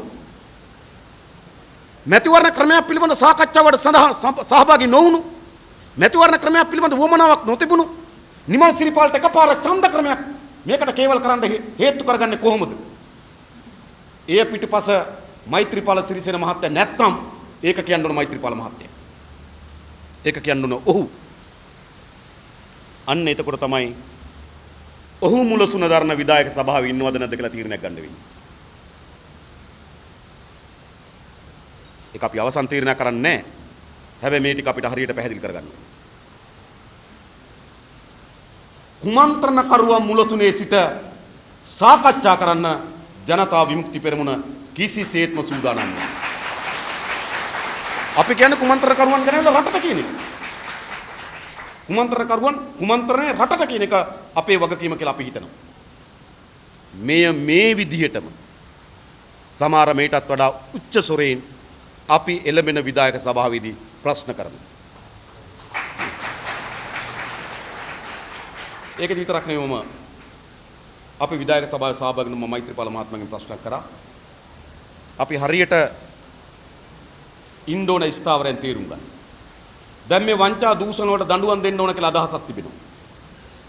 හැබැයි දැන් ඔබතුමා ශ්‍රී ලංකා නිදහස් පක්ෂ නායකයා. දැන් දඬුවම් දෙන්න වෙන්නේ ඔබතුමාගේ මධ්‍යම කාරක සභාවේ නියෝජිතයන්ට. ඔබතුමාගේ දිස්ත්‍රික් නායකයන්ට. සමහර විට ඔබතුමාගේ පක්ෂයේ උපසභාපතිවරුන්ට. දැන් වංචා දූෂණ වලට දඬුවම් දෙන්න ඕන කියලා විධායක සභාව තුල සාකච්ඡා කරනවා. හැබැයි ඒ දඬුවම් වලට භාජනය වෙන්නේ මෛත්‍රීපාල සිරිසේන මහත්මයා නායකත්වයෙන් දරන ශ්‍රී ලංකා නිදහස් පක්ෂයේ උපසභාපතිවරු දිස්ත්‍රික් නායකයෝ නම් ඔබතුමාගේ ස්ථාවරය මොකක්ද කියලා ඒ වැඩේට මැදිහත් වෙන්න කලින් අපිට දැනගන්න ඕන කිව්වා. සාධාරණ. කිව්වට පස්සේ එතුමා කිව්වා නෑ මටත් අවශ්‍ය ඒ පිරිසට දඬුවම් ලබා දෙන්න කියලා. හිතේ මොකක් වුණත් කිව්වේ ඒක. ඒ අනුව තමයි අපි එතෙන් සිට වංචා දූෂණ පිළිබඳ මැදිහත් වෙන්න එකඟ කරගත්තේ. මේ ප්‍රශ්නේ මා පෞගේ විධායක සභාවේ මේක මේ විදිහටම ඇහුවා එතුමගේ අපේ ස්ථාවර අපි පැහැදිලි ලෙස කිව්වා. අපි ඉන්නේ විධායක ජනාධිපති ධූරයේ මුළුමනින්ම අහෝසි වී යුතුයි. එහෙත් ඔබතුමාගේ ධූර කාලයට පමණක් බලංගු වෙන පරිදි අන්තර්කාලීන විධිවිධාන පවරා දිය යුතුයි. ඒක ඔබතුමාගේ අගමැතිවරයා එකතු වෙලා ඒක කතා කරගන්න කොව්වද ඕන කොව්වද එපා කියලා. ඒක ඔය දෙන්නගේ වැඩක්. අපේ ප්‍රතිපත්තිය මේකයි කියලා. ඒ වෙලාවේ මෛත්‍රීපාල සිරිසේන මහත්තයා ඔව් මමත් එන්නේ ස්ථාවරේ කියලා කිව්වා. හැබැයි දැන් සිදුවීම් පෙළ ගැස්සුවට පස්සේ එහෙමද කියලා සාධාරණ සැකයක් එනවා. අපි කල් වැඩි විය යුතු නැහැ ඒ පිළිබඳ නිගමනයකට එන්න. නමුත් මාර කරුණු කීපේ පෙළගස්සපු ආකාරයට කාටවත් දැනෙනවා මෙතන අත කාගේද කියන සැකේ. ඉතින් අපි මේ ප්‍රශ්නට ඔය ආකාරයෙන් මැදිහත් වෙනවා. ඒ වගේම හැම කෙනාම කියනවා මේක අත්තරින්න බැරි අවස්ථාවක්. කොහොම අත්තරින්න බැරි අවස්ථාවක්. ඒකත් අපි පිළිගන්නවා. මොකද එක්සත් ජාතික පක්ෂයේ බහුතර ඡන්දවලින් ජනාධිපති ධූරයට පත් වුණු මෛත්‍රීපාල සිරිසේන මහත්මයා ශ්‍රී ලංකා නිදහස් පක්ෂ නායකයා වෙනවා. එක්සත් ජාතික පක්ෂයේ මන්ත්‍රීවරු 41ක් නියෝජනය කරන පාර්ලිමේන්තුවේ ශ්‍රී ලංකා නිදහස් පක්ෂයේ මන්ත්‍රීවරුන්ගේ සහායෙන් එක්සත් ජාතික පක්ෂ නායකයා අගමැති වෙලා. තේරුණාද දන්නේ? ඒ කියන්නේ අමුතු සූත්‍රයක්. ඒ කියන්නේ මෛත්‍රීපාල ඒ කියන්නේ එක්සත් ජාතික පක්ෂයේ බහුතර ඡන්දවලින් ජනාධිපති ධූරයට පත් වුණු මෛත්‍රීපාල සිරිසේන මහත්තයා ශ්‍රී ලංකා නිදහස් පක්ෂ නායකයා. එක්සත් ජාතික පක්ෂයේ පාර්ලිමේන්තුව 41යි ඉන්නේ. ශ්‍රී ලංකා නිදහස් පක්ෂයේ മന്ത്രിවරුන්ගේ සහායෙන් එක්සත් ජාතික පක්ෂයේ නායකයා අගමැතිවරයා. මේක දිගටම පවතින්නේ. විධායක ජනාධිපති ධූරයයි අග්‍රාමාත්‍ය ධූරයයි පාර්ලිමේන්තුවේ බහුතරයයි එක තැනකට කෙලවර වෙච්ච වෙලාවක මේක අවසන් වෙනවා. චන්ද්‍රිකත් මේක අහෝසි කරනවා. හැබැයි චන්ද්‍රිකයි විධායක බලයයි පාර්ලිමේන්තු බහුතරයයි අගමැති ධූරයයි එකට හිටගත්තා අහෝසි කරේනේ. මහින්ද රාජපක්ෂ අහෝසි කරනවා කියලා ආවා. පාර්ලිමේන්තුවේ බහුතරයයි අගමැති ධූරයයි විධායක බලයයි එකපළට හිටගත්තා අහෝසි කරේනේ. අද විධායක බලය එක තැනක අගමැති තව තැනක පාර්ලිමේන්තු බහුතරය තව තැනක මෙහෙම තියෙනවා. මේ බල කේන්ද්‍ර තුන විසිරලා තියෙනවා. මෙන්න මේක තමයි අපිට දෙන අවස්ථාව. ඒක අපි පිළිගන්නවා. ඔබතුමාලා කිව් පරිදිම මේක තමයි අවස්ථාව අපි පිළිගන්නවා. හැබැයි මේ අවස්ථාව දිගටම පවතින්නේ නේ.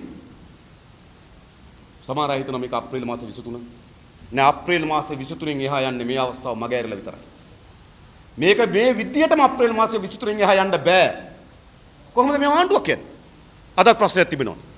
ජෝන් අමරතුංග පොලිස් නිලධාරීන් මාරු කිරීමේ ලැයිස්තුවක් හදනවා. මාරු කරන්න පටන් ගන්නකොටම ජනාධිපතිවරයා කමිටුවක් දානවා සියලු මාරු කිරීම නතර කරලා. ඔහොම ආණ්ඩුවකට යන්න පුළුවන්. මහා බැංකුවේ මහා ගනුදෙනුවක් සිදු වුණාට පස්සේ එංගලන්තයේ ඉඳන් ජනාධිපතිවරයාකට කමිටුවක් පත් කරනවා කියලා තීරණය කරනවා. රනිල් මහත්තයා නන් ටික යවනවා. ආයෙනම් මේක දාන්න කියලා. ඔහොම යුනේ ඔක හොඳයි. ඒ සමහර අය ගත්තම එක්සත් ජාතික පක්ෂ නාම යෝජනා පත්‍ර අත්සන් කරපු නීතිඥයෙක්. එතකොට මේක යන්න පුළුවන්ද? ඒ කියන්නේ අග්‍රාමාත්‍යතුමා විසින් පත් කරන ලද මහා බැංකුවේ අධිපතිවරයා මූල්‍ය චෝදනාවක් ලක් වුණාට පස්සේ ජනාධිපතිවරයා කමිටුවක් දාන්න තීරණය කරනවා. අග්‍රාමාත්‍යවරයා නම් තුන යවනවා. එහෙනම් මේ තුන් දෙනා දාන්න කියලා. ඔහොම තියෙද දිගටම? නෑ මේක දිගටම පවතින්නේ නෑ. බලය කේන්ද්‍ර තුනක තියෙනවා. පාර්ලිමේන්තු බහුතරයේ එතන කේන්ද්‍රයේ එක තැනක. ජනාධිපති බලය තව තැනක. එතන කේන්ද්‍රයක්. අගමැති ප්‍රමුඛ තම කැබිනට් අමාත්‍යවරුන්ගේ බලය තව තැනක. මේ කේන්ද්‍ර තුන මේ විදිහටම තියෙන්නේ නැහැ. මේක ඉතා ඉක්මනින්ම එක පෙළකට ගිහිලා කෙලවර වෙනවා. ඒ නිසා මා දැක්ක සමහර අය කියනවා දින 100ට වඩා වැදගත් වැඩ 100 කියලා. දින 100 පැන්නොත් කිසි වැඩක් කරන්නේ නැහැ. මා කියන්නේ මේ 23ම නැකතක් ලෙස නෙවෙයි. අපි ඒ මිත්‍යාවේ නෑ. නමුත් 23 ප්‍රකාශයටපත් කළ යුතුයි කවදාද පාර්ලිමේන්තු විසුරු හරින්නේ කියලා. එය දිගු කාලයක් විය යුතු නැහැ. ඒ මාස ගණන එහෙම විය යුතු නැහැ. අප්‍රේල් මාස 23 ප්‍රකාශයටපත් කරන්න ඕන. මෙයි මෙන්න මේ දවසේ පාර්ලිමේන්තු විසුරු හරිනවා. ඒක ප්‍රමාණවත්. මොකද 23 එහා මේ පාර්ලිමේන්තුවට යන ජනවරමක් නැහැ. කොහොමද ජනවරමක් තිබෙන්නේ? රනිල් වික්‍රමසිංහ මහත්තයාට අගමැති ධූරය දරන්න මොකද පාර්ලිමේන්තුව ලබා දීලා තියෙන ජනවරම? 2010 පාර්ලිමේන්තු මැතිවරණ අනුව අද එක්සත් ජාතික පක්ෂයේ ඉන්න മന്ത്രിවරු 41. മന്ത്രിවරු 41ක් පාර්ලිමේන්තුවේ සහාය දෙන එක්සත් ජාතික පක්ෂය ඕනනම් මෛත්‍රීපාල මහත්තයාට සහාය දෙන්න ආපු කණ්ඩායමක් බලුවොත් 60යි. පාර්ලිමේන්තුවේ 60ක සහාය තියෙන එක්සත් ජාතික පක්ෂ නායකයා අග්‍රාමාත්‍ය ධූරය හොබවනවා. එහෙම ජනවරමක් නැහැ මේ පාර්ලිමේන්තුවේ. 2010 පාර්ලිමේන්තුවේ අග්‍රාමාත්‍ය ධූරය දරන්න රනිල් වික්‍රමසිංහ මහත්තයාට ජනවරමක් නැහැ.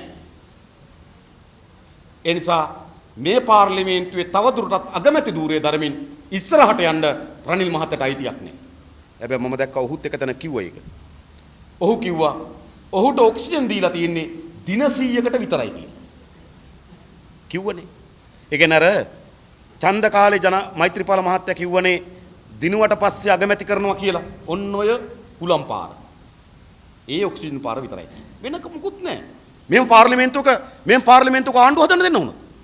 පාර්ලිමේන්තුවේ മന്ത്രിවරු 41ක් නියෝජනය කරන උපරිම වුණොත් 60ක විශ්වාසය තියෙන කෙනෙක් අගමැති ධූරයටපත් වෙන්න ඕන.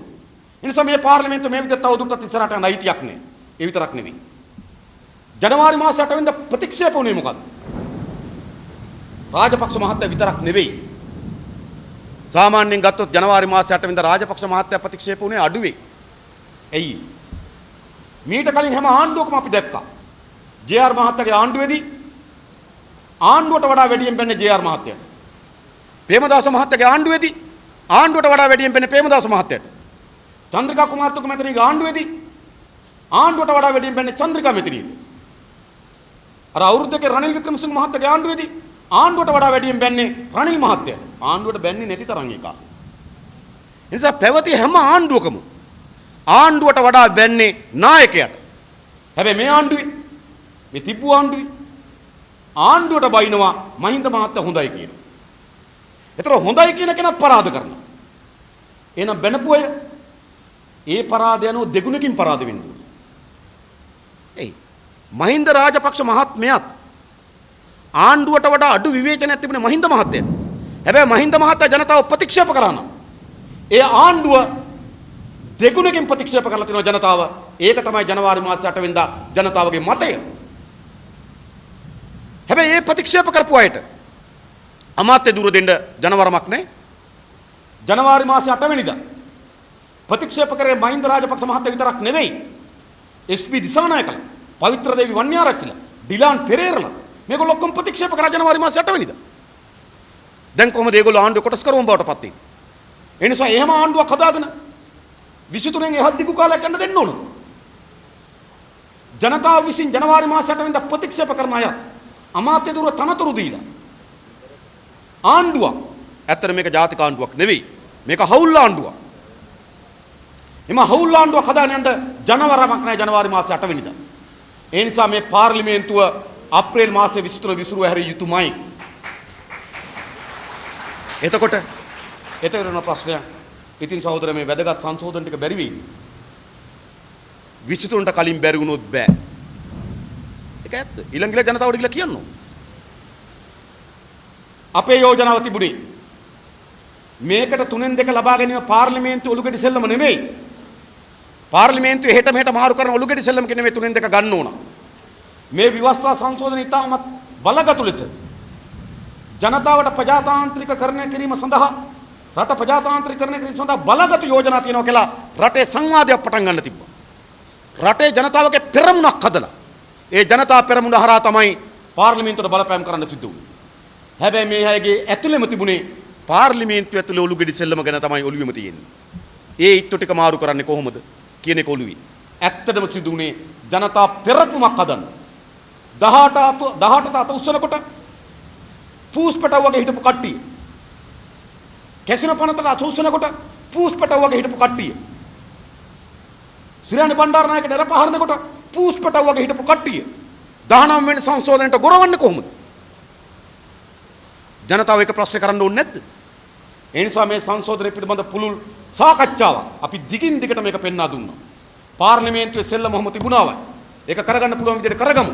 හැබැයි ජනතා බලවේගයක් මේ සංශෝධනයේ පැත්තෙන් පෙළගස්සන්න ඕන කියලා. ඒව ගැන හිතන්නේවත් නෑ. ඔළුවේම තියෙන්නේ යටි කූට්ටු වැඩ. එහෙන් අරන් මෙහෙන් අරන් මාරු කරගන්න සිල්ල. ඒකමයි වැඩ කරන්නේ. ඒක ಜಾති ලක්ෂණයක් ඒ කට්ටිය. ඒකයි අපේ යෝජනාව. දැන් මේ අප්‍රේල් මාසේ 9 10 9 වෙනිදා සහ 10 වෙනිදා කියන දෙදින තුල පාර්ලිමේන්තුවේ විවාදයට මේක තීරණය කරලා තියෙනවා. පක්ෂ නායක රැස්වීම එකතු වුණා. පාර්ලිමේන්තුවේ පක්ෂ නායක රැස්වීම. ඒකෙන් අපි තීරණයක් ගත්තා මේක 9 වෙනිදා සහ 10 වෙනිදා පාර්ලිමේන්තු විවාද කොට සම්මත කරගත යුතුයි කියලා. හැබැයි ඒ වෙලාවෙත් නිමල් සිරිපාල මහත්තයාගේ මැදිහත් වීම තිබුණේ. නෑ මේකට අධිකරණයට ගිහින් තියෙනවා. ශ්‍රේෂ්ඨාධිකරණය මොනවා කියයිද දන්නේ නෑ. ශ්‍රේෂ්ඨාධිකරණයෙන් එන තීන්දුව අපි අධ්‍යයනය කරන්න ඕන. ඒක අධ්‍යයනය නොකර අපිට විවාද වලට සහභාගී වෙන්න බෑ. ඒ නිසා 9 10 බෑ. 18 වෙනි සංශෝධනය ගැනව හදිසි පනතක් ලෙස දවසෙන් පාර්ලිමේන්තුවට තම පහවදා විවාදයට ගත්තා. මේක ගැසට් කරේ 13 වෙනිදා. පාර්ලිමේන්තුවට තම 24 වෙනිදා. අධිකරණයට යන්න යායට ශ්‍රේෂ්ඨාධිකරණයට ඉඩකඩ තියෙනවා. නඩු තීන්දුව කිව්වොත් 7 වෙනිදා පාර්ලිමේන්තුවට දැනුවත් කරා විශේෂ්ඨාධිකරණ තීරණේ 9 10 විවාද කරන්න පුළුවන් මේක පාර්ලිමේන්තුවේ. හැබැයි නිමල් සිරිපාල මහත්තයාගේ එතනත් අදහස. උසාවි තීන්දුව මොකක් එයිද දන්නේ නැහැ. ඒ තීන්දුව අපි හොඳට අධ්‍යයනය කරන්න ඕන. අධ්‍යයන නොකර කතා කරන්න බෑ. සිග්නල් කණු වගේ නැගිටපු මහත්තුරු දැන් සාකච්ඡා කරන අධ්‍යයනයෙන් ඕනද? ඒ නිසා මේ හැම තැනකම දියත් වෙමින් තිබෙන මේ 19 වෙනි සංශෝධනය ක්‍රියාත්මක නොවි පස්සට තල්ලු කරගන්න. 9 10 පාර්ලිමේන්තුවේ මේක ශ්‍රේෂ්ඨාධිකරණයේ ප්‍රශ්නයක් මත සම්මත කරගන්න බැරි වුණොත් හැර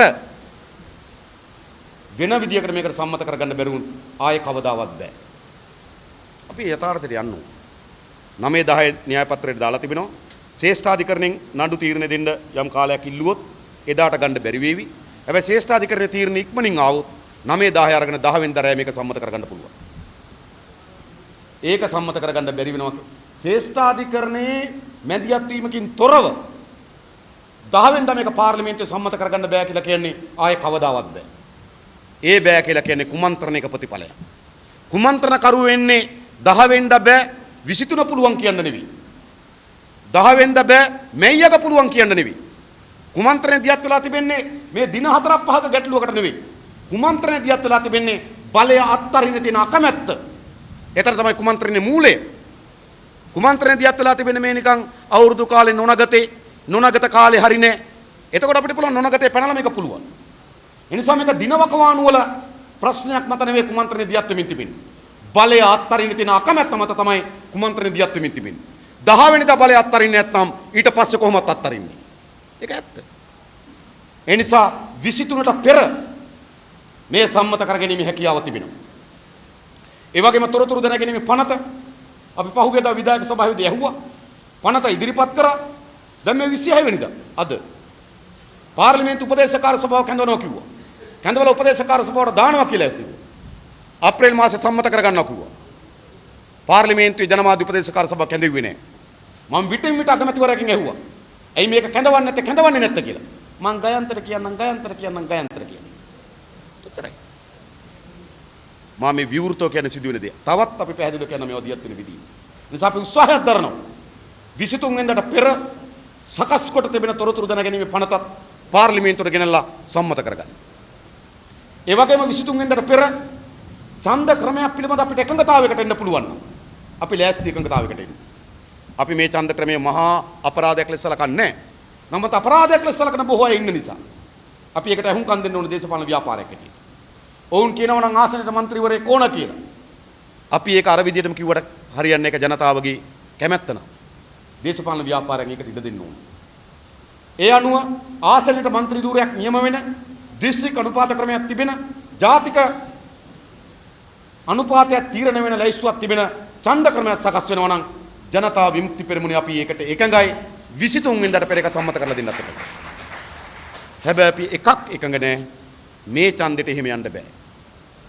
එහෙම යන්න බෑ.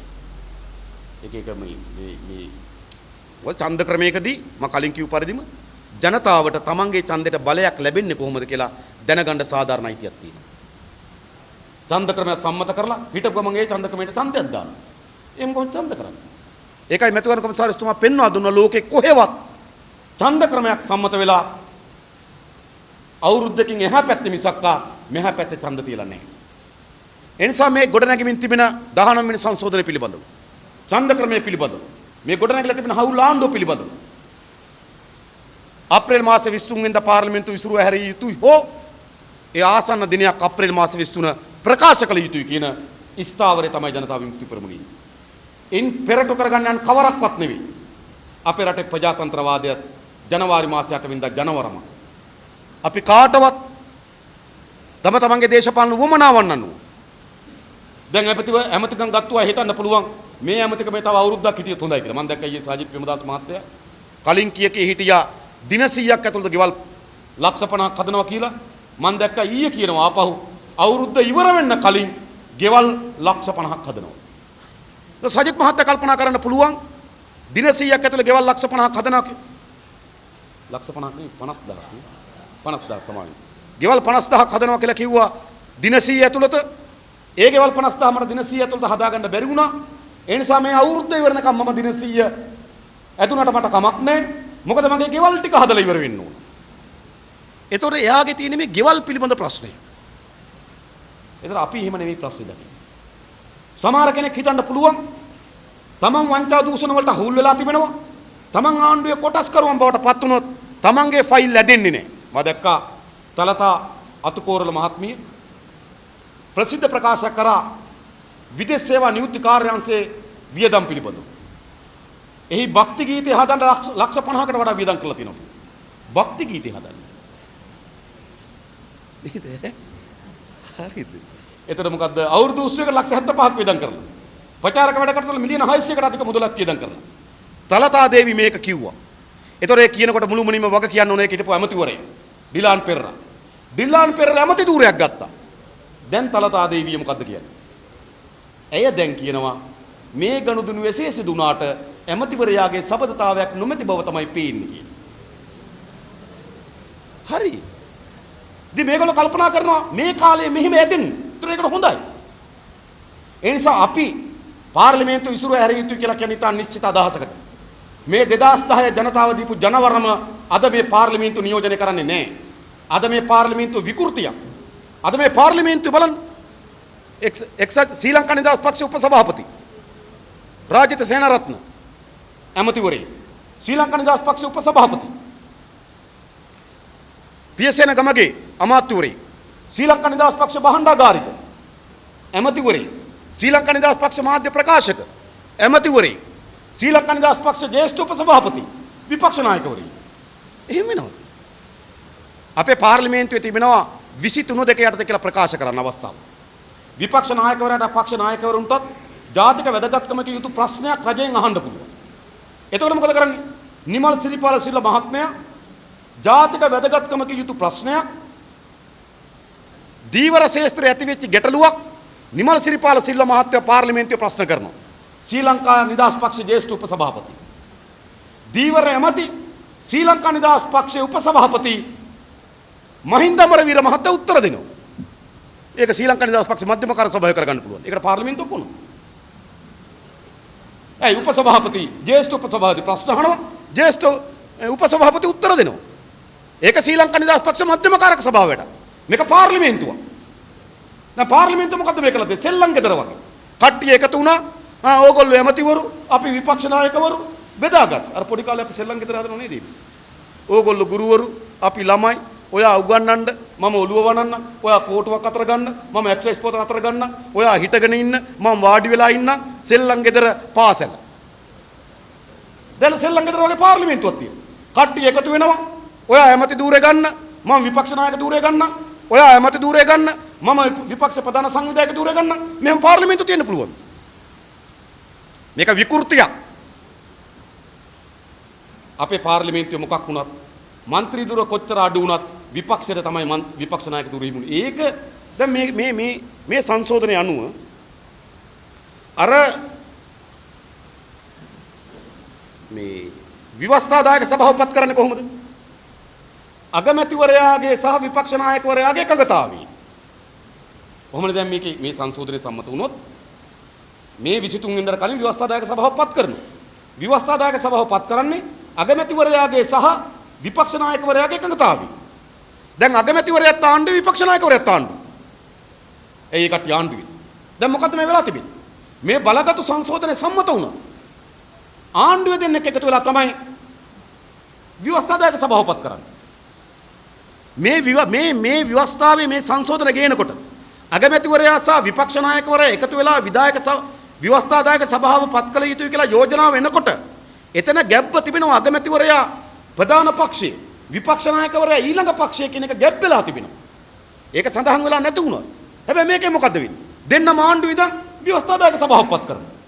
ඒ නිසා මේ පාර්ලිමේන්තුව අද විකෘතියක්. ඉතින් විකෘති පාර්ලිමේන්තුවක් ඉස්සරහට ගෙන යන්න දෙන්න ඕන.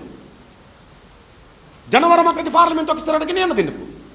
2010 ජනවරම නියෝජනය කරන පාර්ලිමේන්තුවක් ඉස්සරහට ගෙන යන්න ඉඩ දෙන්න අයිතියක් නැහැ. ඒ නිසා සාධාරණ අයිතියක් තියෙනවා මේ රටේ ජනතාවට අලුත් පාර්ලිමේන්තුවක් තෝරාපත් කරගන්න. අපි පෙනී හිටින්නේ ඒක වෙනුවෙන්. අලුත් පාර්ලිමේන්තුවක් තෝරාපත් කර ගැනීම මේ රටේ ජනතාවගේ යුක්තිසහගත අයිතියක් මේ වෙලාව. ඒ අයිතියට ඉඩ දෙන්න ඕන. අපි අපේක්ෂා කරන්නේ ප්‍රජාතන්ත්‍රවාදීනි. අපි යෝජනා කරන්නේ ප්‍රජාතන්ත්‍රවාදී ව්‍යුහයන් ශක්තිමත් කර ගැනීම. ඒ ප්‍රජාතන්ත්‍රවාදයේ සඳහා කරන අරගලයේම කොටසක් තමයි මේ පාර්ලිමේන්තුව 23න් එහා යන්න බෑ කියන සටන. ඒක අර සටනේ වියුක්ත වෙච්ච එකක් නෙවෙයි. මේ පාර්ලිමේන්තුව ප්‍රජාතන්ත්‍ර විරෝධී නම් ඒ පාර්ලිමේන්තුව ඉස්සරහට ගෙන යන්න අපි අනුබල දෙනවා කියන්නේ. ඒ පාර්ලිමේන්තුව කාලය දීර්ඝ කරගන්න අපි ඉඩකඩ දෙනවා කියන්නේ ප්‍රජාතන්ත්‍ර විරෝධී ක්‍රියාමාර්ගයට අපි දායක වුණා කියන එක. ප්‍රජාතන්ත්‍රවාදයේ ගණන් හිලව නිර්ණායක තෝරන්න ඕන අපේ කැමැත්ත අකමැත්ත මත නෙවෙයි. යුක්ති සහගතත්වය මත. යුක්තිය මත. සාධාරණත්වය මත. අපේ කැමැත්ත අකමැත්ත මත නෙවෙයි. මේක වුණත් කමක් නැහැ ගිහිල්ලා සංශෝධනයේ සම්මත වෙනවනම් එහෙම ප්‍රජාතන්ත්‍රවාදී සම්මත විය යුතු නැහැ. ඒ නිසා මේ කරුණු පිළිබඳ අපේ ස්ථාවර හරි පැහැදිලි. එහි බලගතුම කරන නැවතත් මම කියන්නේ 19 වෙනි ආණ්ඩු ක්‍රම ව්‍යවස්ථාව පාර්ලිමේන්තුවේ සම්මත වීම වැළැක්වීම සඳහා මේ දියත් වෙමින් තිබෙන කුමන්ත්‍රණය. මේක පැහැදිලි කුමන්ත්‍රණය. කැබිනට් මණ්ඩලයට දැම්ම පනත. කැබිනට් මණ්ඩලයක හිස ගලවලා දැම්මා. ඊට පස්සේ නැවත කැබිනට් මණ්ඩලයක් රැස් වෙනවා පහුගිය අඟහරුවාද. කැබිනට් මණ්ඩලය දාපු පනත ගැසට් කරලා ඉවරයි. ගැසට් කරපු පනත පාර්ලිමේන්තුවට ඉදිරිපත් කරලා ඉවරයි. ඒ ගැසට් කරලා තියෙන පනත ආයෙ කැබිනට් මණ්ඩලය එකතු වෙලා අර වගන්ති වෙනස් කරනවා. දැන් කියන මොකද්ද ඒක ශ්‍රේෂ්ඨාධිකරණයට පනත දානකොට මේ කෑලි ටික දාන්න. අපි දන්නේ කෑලි මොනවද කියන තාම. කල්පනා කරලා. ඒ නිසා මේක සිදුවෙමින් තිබෙන්නේ කුමන්ත්‍රණකාරී වැඩපිළිවෙලක් යටතේ. ඒ නිසා ප්‍රජාතන්ත්‍රවාදයේ වෙනුවෙනුත් විශේෂම 19 වෙනි ආණ්ඩු ක්‍රම ව්‍යවස්ථාවේ අඩුපාඩුකම් මැදියේ හෝ මුළුමනින්ම අපි එකඟ වෙන්නේ නැහැ. නමුත් අපේ එකඟතාවය මුළුමනින්ම ක්‍රියාත්මක කරගන්න පුළුවන් වේවි කියලා අපි විශ්වාස කරන්නේ නැහැ. අපි මේ අන්ධ භක්තියට යන්නේ නැහැ. අපි සමහර දේ දකින විදියයි ඔවුන් සමහර දේ දකින විදිය අතර වෙනසක් තිබෙනවා. 19 වෙනි ආණ්ඩු ක්‍රම ව්‍යවස්ථා සංශෝධන අපි මුළුමනින්ම එකඟ නැහැ. හැබැයි අපි මුළුමනින්ම එකඟ වෙන දේ ඔවුන් හදයි කියලා අපි විශ්වාස කරන්නේත් නැහැ. ඒ නිසා මේක යම් ප්‍රගතිශීලී කාර්යයක් තිබෙනවා. ඒ කාර්ය සම්මත කර ගැනීම අපේ කාගෙත් වගකීමක්. ඒ සඳහාම පමණක් තවත් අපි විධායක සභාවේ අරගල කරනවා බලපෑම් කරනවා. හැබැයි හරියට නිශ්චිත වුණාම විධායක සභාව රැස් වෙන්නේ කුමන්ත්‍රණකරුවගේ ප්‍රධානත්වයෙන් කියලා එදාට අපි එකතරින් ඉවත් වෙනවා සහතිකයි. ඒක අපි ස්ථාන. බොරු කරන්න ඕනේ නෑනේ ටෙලි නාට්‍ය නෙවෙයි. නේද? ටෙලි නාට්‍ය මේ හරි හෘදයාංගම අපේ අදහස තුමගේ අදහස අපි තේරුම් ගන්න. ඒ නිසා අපි මේ සම්මන්ත්‍රණ මාලාව විශේෂයෙන්ම ප්‍රජාතන්ත්‍රවාදී සඳහා ජනතා ව්‍යාපාර සූදානම් කරලා මෙතරින් අතර නොවි මේක ප්‍රබල එළඹෙන 10 වෙනිදා දක්වා ඉතාමත් තීරණාත්මක කාලයක් පාර්ලිමේන්තුව ඉදිරිපත් වෙලා තිබෙනවා. මේක පාර්ලිමේන්තුව සම්මත කළ යුතුයි. පාර්ලිමේන්තුව මේක සම්මත කර ගැනීම සඳහා දරන සියලු බාධාව ඉවත් කිරීම සඳහා අපි සියලු දෙනා එකට හිතගෙන සටන් කරමු, බලපෑම් කරමු. ජනතා බලයක් ගොඩනගමු. ඒ වෙනුවෙන් එකතු වෙමු කියලා ආරාධනා කරමින් මම නතර වෙනවා. බොහොම ස්තුතියි හැම දිනකටම.